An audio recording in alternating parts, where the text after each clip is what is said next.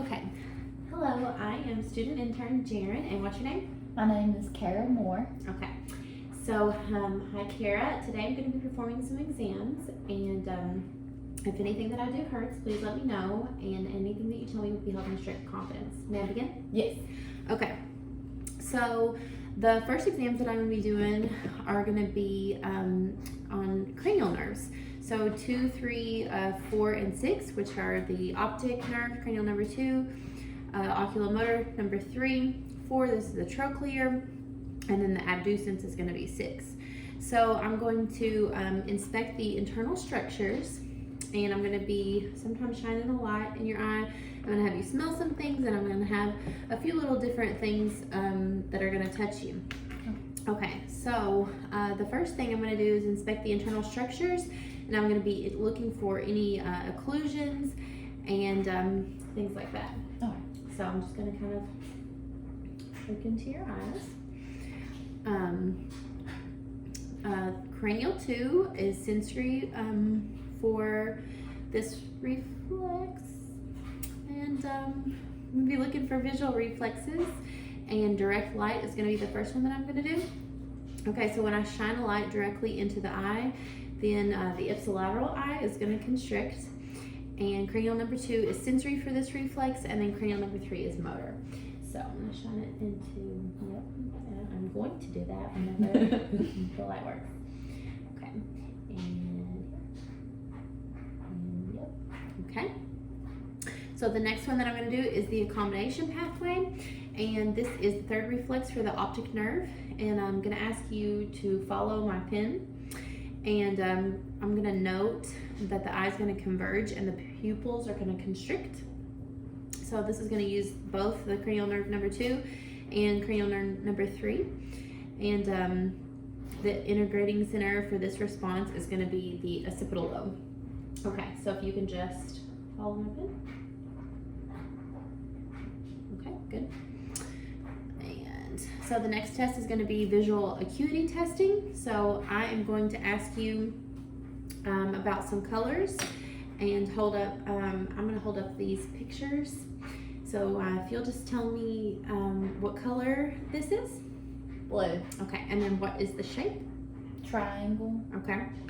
So now I'm going to hold up a picture that's going to have both a color and a shape on it, and you are going to just tell me this color and shape at the same time. Purple circle. Okay. And now I'm going to have you read this for me. It says the early bird gets the worm. Okay. So the next test is going to be confrontation testing. So I'm going to ask you to hold your hand over one eye, and you're going to tell me when my hand gets in view and when it gets out of view. So like, for example, like I'm going to have you do this, and then when I get in view and out of view, things like that. We're going to switch eyes, okay? Oh, okay. Go ahead and, yep, that works. Okay, ready? Yeah. Like, do you name your pen? Uh-huh. Okay.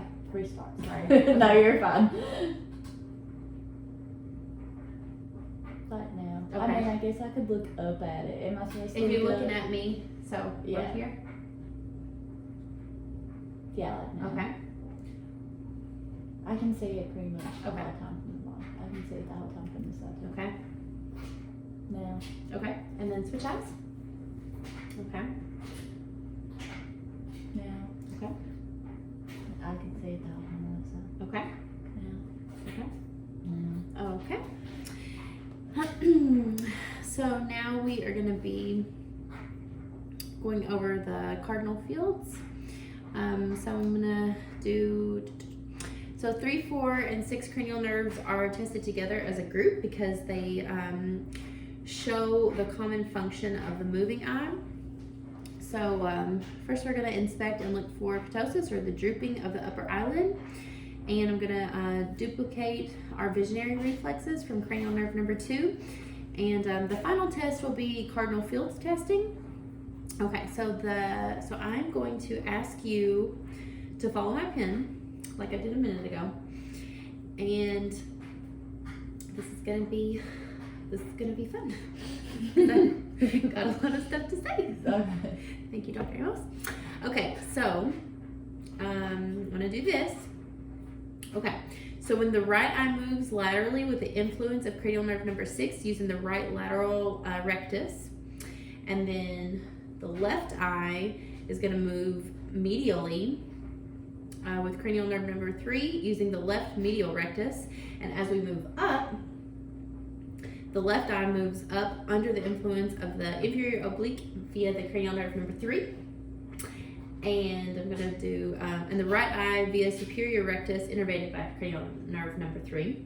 Okay, so then when we move down, we're going to use the right eye is going to be the inferior rectus of cranial nerve number 3, and the left eye, the superior oblique from cranial nerve 4. we moved to the other side, and if we were going to do it, we would do it bilaterally, and that actually includes all 6 muscles of the eye.